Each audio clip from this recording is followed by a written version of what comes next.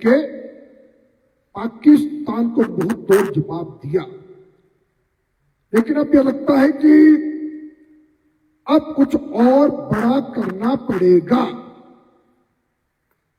और जहां पर आतंकवादी हैं, पाकिस्तान की सेना है, जो भी ऐसे सारे हमलों को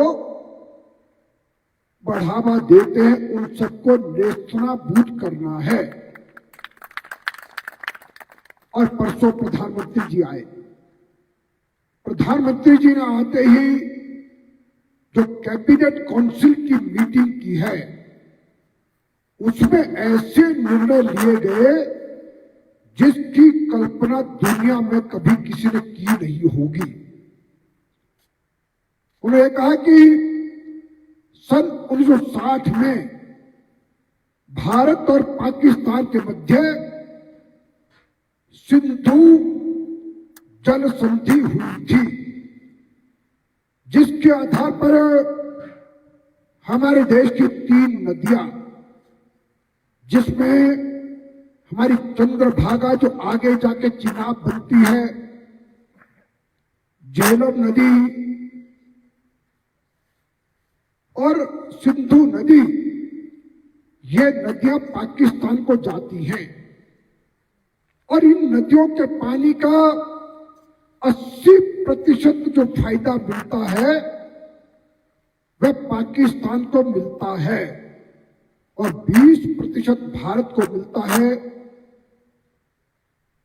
1960 में उस समय के प्रधानमंत्री पंडित जवाहरलाल नेहरू और पाकिस्तान के राष्ट्रपति अयूब खान के मध्य यह समझौता हुआ था।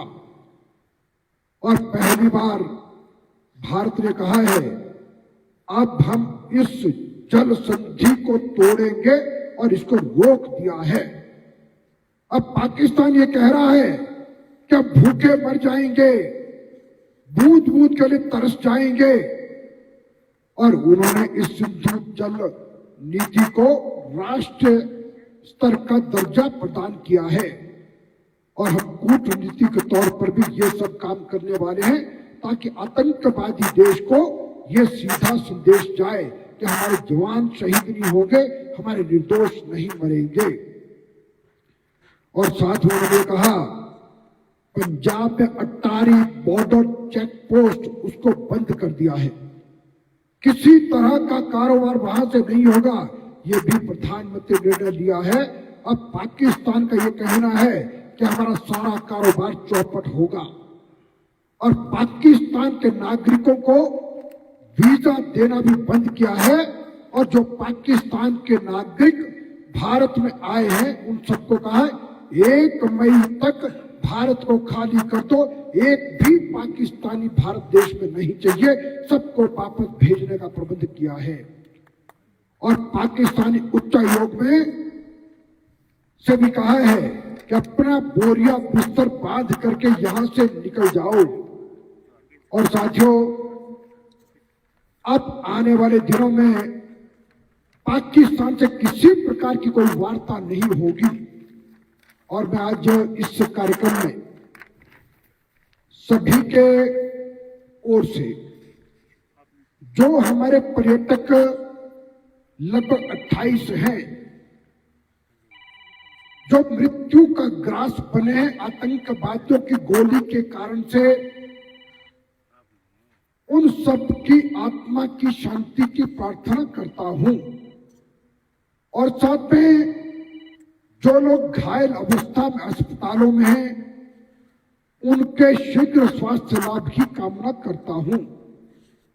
और उसके साथ रवि ठाकुर जी ने जो सूचना हमको दी है, इस जालमा गांव में भी स्टेट बैंक ऑफ इंडिया में कुल्लू में कार्यरत श्री राकेश जी का भी आज प्रातःकाल निधन हुआ है।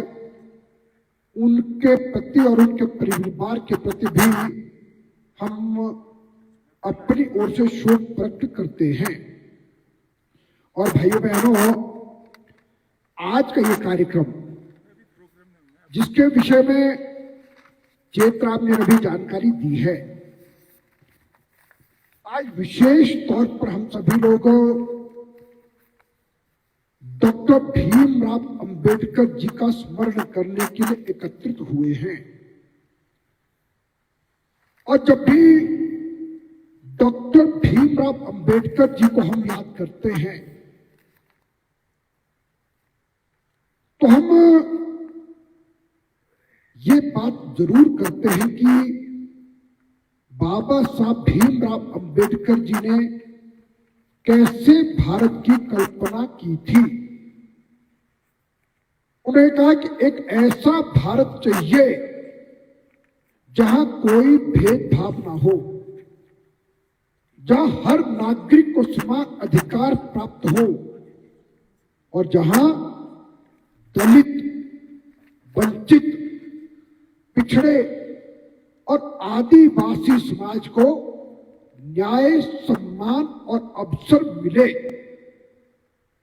और आज मैं गौरव के साथ एक बात कहता हूं कि जो बाबा साहब भीमराव अंबेडकर ने कल्पना की थी, आज वैसा भारत बनाने की दिशा में भारत के यशस्वी प्रधानमंत्री नरेंद्र मोदी चले हैं, जिन्होंने चाहे अनुसूचित जनजाति है, चाहे अनुसूचित जाति है, चाहे पिछड़े वर्ग हैं, सबके लिए एक ही बात कही कि मैं और मेरी सरकार की नीतियां बाबा साहब भीमराव अंबेडकर के कदमों पर चलने वाली हैं। और उन्होंने कहा कि सबका साथ, सबका विकास, सबका विश्वास और सबका प्रयास, इसके साथ हम आगे बढ़ रहे हैं।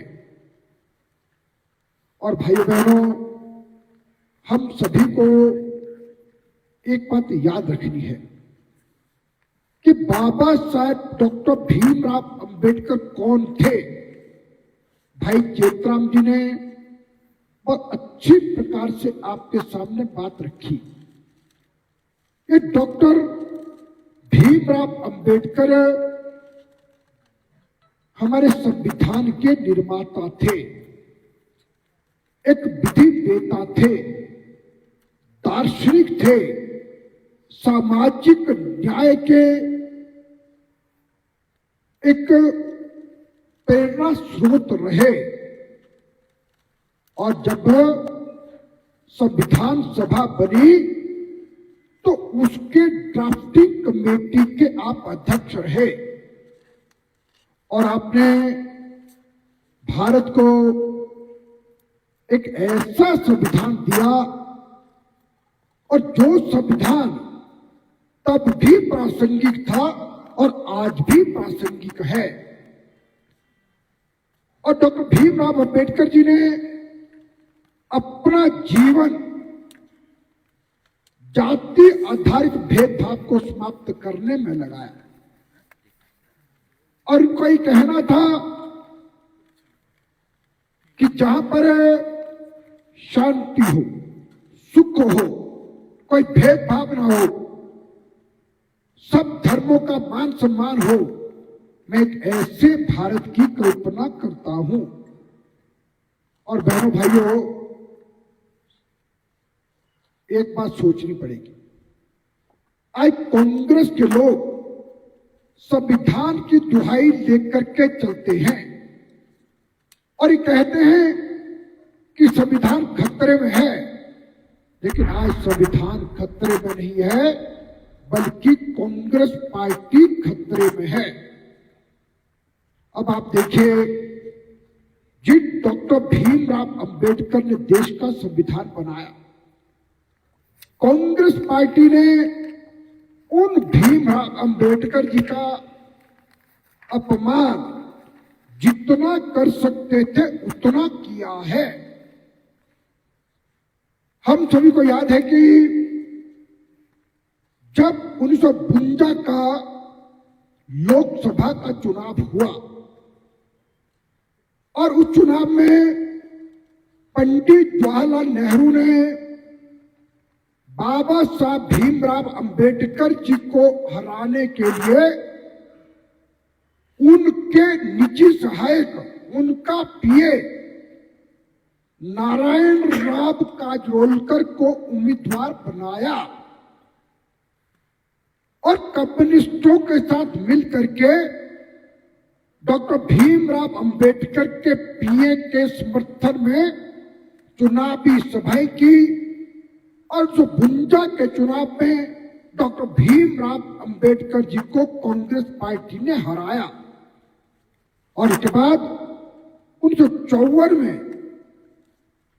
जब उपचुनाव हुआ, उस उपचुनाव में भी डॉक्टर भीमराव अंबेडकर जी को हराने के लिए पंडित जवाहरलाल नेहरू ने अपने आप कई जनसभाएं की। और फिर उस समय कहते हैं कि तत्कालीन प्रधानमंत्री पंडित जवाहरलाल नेहरू का एडवीना माउंटबेटन से बहुत गहरी दोस्ती थी। कई बातें, कई निर्णय वे एडवीना माउंटबेटन के साथ शेयर किया करते थे